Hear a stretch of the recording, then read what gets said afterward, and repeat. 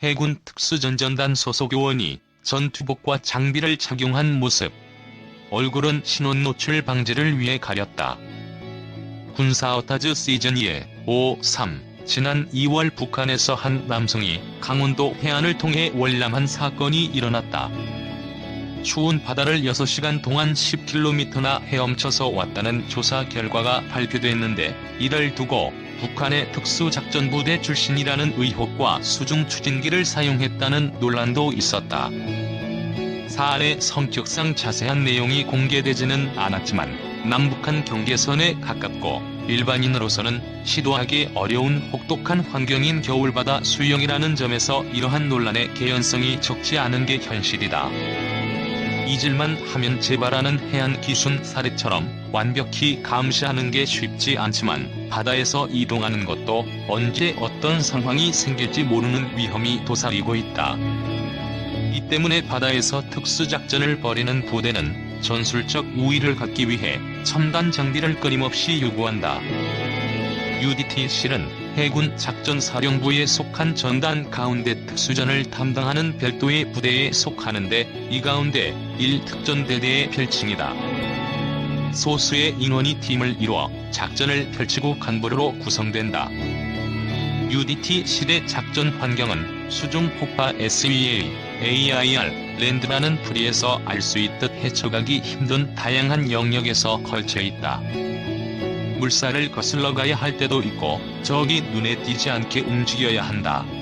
그 가운데서도 수중 작전은 훨씬 난도가 높다. 즉, 물속에서 최대한 빠르고 은밀하게 이동하는 것이 작전의 성공과 실패를 가르는 요인이 될 수도 있다. 10km를 6시간 동안 수영을 해서 월남했다는 북한 남성은 시간당 평균 1.6km씩 이동한 셈인데, 차가운 바닷물 속에서 인간의 한계에 거의 도달한 것이다. 하지만 임무를 띈 요원이 목표물에 접근하다 체력이 고갈되면 안 되기 때문에 별도의 동력원을 사용한다.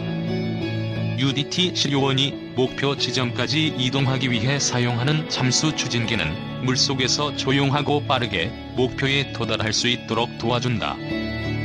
평지에서 가볍게 뛰는 속도로 수중이동이 가능하다. 영화와 게임에서 볼 수 있었던 특수부대 요원이 양손으로 잡고 끌려가는 유선형 추진기가 아니고 2개의 소형 스크루를 몸에 부착하는 방식이다.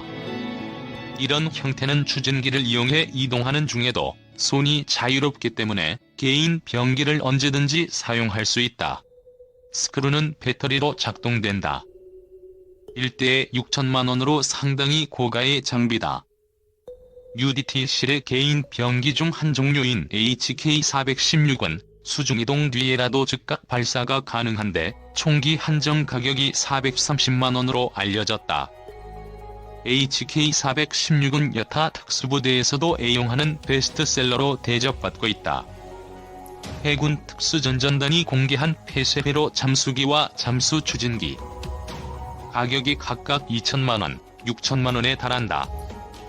수중 침투 시연미성을 유지하기 위해 풀어야 할 숙제가 기포 발생을 최소화해야 한다는 것이다. 스쿠버 다이빙을 할 때 사용하는 압축 공기통은 침투 경로를 적에게 고스란히 보여줄 수밖에 없다. 기포가 물속으로 배출되지 않게 만들어진 폐쇄회로 잠수기는 수중이동 시즌도 99% 이상의 산소를 공급해주고 내쉬는 이산화탄소를 정화하는 기능까지 갖추고 있다. 용량도 꽤 커서 수시간 동안 물속에서 숨을 쉴 수 있게 해준다. 작전의 경로가 공기가 희박한 고공에서 낙하해 목표물 인근 해상으로 진입하는 것이라면 이 장비를 하늘과 바다에서 모두 사용할 수도 있다. 물속에서 빠르게 움직이며 큰 어려움 없이 숨을 쉬는 것은 영화 제작자들의 상상으로 탄생한 아쿠아맨을 연상시킨다.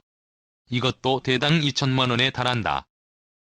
UDT-실의 임무에는 해상 대테러 작전도 포함돼 있다. 대테러 작전의 대표적 성공 사례가 바로 아덴만의 여명인데, 당시 상황이 공개된 것을 보면 3호주 원리허의 측면을 끼어올라 배에 침투한 뒤 해적을 무력화했다. 그러나 최근 초대형 상선은 높이만 수십 미터에 달한다. 이런 크기의 초대형 배의 측면을 오를 때에 사용하는 자동 승강기는 요원들이 로프에 매달려 엘리베이터처럼 상하로 이동할 수 있게 해준다. 성인이 평지를 걷는 속도로 선박의 측면 벽을 오르내릴 수 있게 해주는 장비다.